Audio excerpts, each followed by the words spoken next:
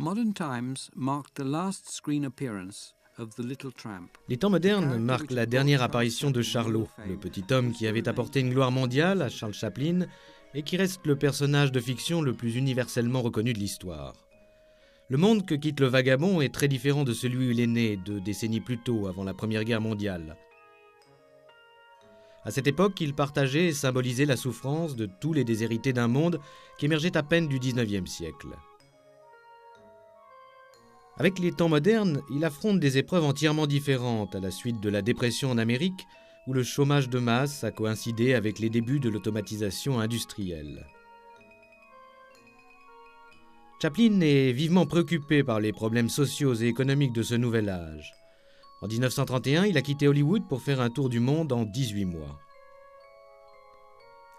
En Europe, il a été troublé par la montée des nationalismes, par les effets sociaux de la crise, du chômage et de l'automatisation. Il a lu des livres de théorie économique et élaboré sa propre solution économique. C'est un exercice intelligent dû à un utopiste et idéaliste fondé sur une distribution plus équitable, non seulement des richesses, mais du travail. En 1931, il déclare à un journaliste « Le chômage, voilà la question essentielle.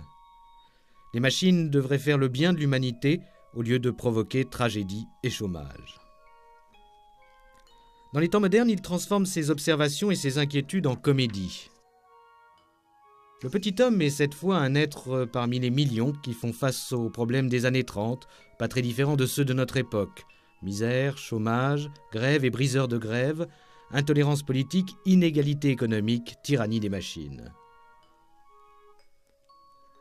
Après le carton initial, un récit sur l'industrie, l'initiative individuelle et la croisade de l'humanité à la recherche du bonheur, Chaplin juxtapose ironiquement des moutons et des travailleurs sortant de l'usine. Lors de son apparition, Charlot est un ouvrier que son travail à la chaîne rend fou et qui sert de cobaye pour une machine à nourrir les ouvriers pendant qu'ils travaillent. Exceptionnellement, le petit homme n'est pas seul dans cette bataille avec le monde moderne. Revenant en Amérique, Chaplin avait connu l'actrice Paulette Goddard, qui devait rester pendant plusieurs années une compagne idéale dans sa vie privée. Elle a inspiré le personnage de la gamine dans les temps modernes, une jeune fille dont le père a été tué pendant une grève et qui s'allie à Charlot. Ce ne sont ni des rebelles ni des victimes, mais écrivait Chaplin, les 2 seuls esprits vivants dans un monde d'automates. Nous sommes des enfants sans aucun sens des responsabilités. Le reste de l'humanité est accablé par ses devoirs. Nous sommes libres en esprit. En un sens, ce sont des anarchistes. Ils se rencontrent dans un panier à salade où la fille a été jetée après avoir volé un pain, puis ils décident de vivre ensemble en toute innocence. Chaplin avait d'abord prévu une fin triste et sentimentale. Pendant que le vagabond était hospitalisé à la suite d'une dépression nerveuse, la gamine devenait nonne et se séparait de lui pour toujours. Il a tourné cette fin, mais l'a ensuite abandonnée au profit d'un final plus positif. Le titre dit « Nous nous débrouillerons » et le couple bras dessus, bras dessous s'éloigne le long de la route vers l'horizon. Lors de la sortie des temps modernes, le cinéma parlant s'était imposé depuis presque 10 ans. Jusque-là, Chaplin s'était refusé au dialogue, sachant que l'impact universel de son style comique tenait à la pantomime muette. Mais cette fois, il alla jusqu'à préparer un dialogue et fit même des essais d'enregistrement. En fin de compte, il se ravisa, et comme dans Les Lumières de la ville, il n'utilise ici que la musique et les effets sonores. Pourtant, on entend sa voix à un moment unique. Engagé comme garçon chantant, il doit remplacer le ténor romantique.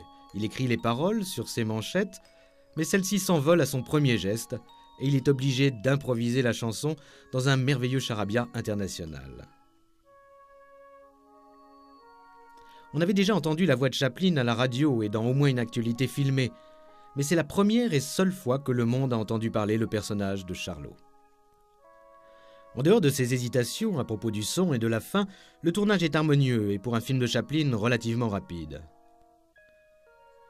Comme pour Les Lumières de la ville, il compose la musique lui-même et donne du fil à retordre à ses arrangeurs et chefs d'orchestre, au point que le célèbre compositeur hollywoodien Alfred Newman quitte le film et doit être remplacé.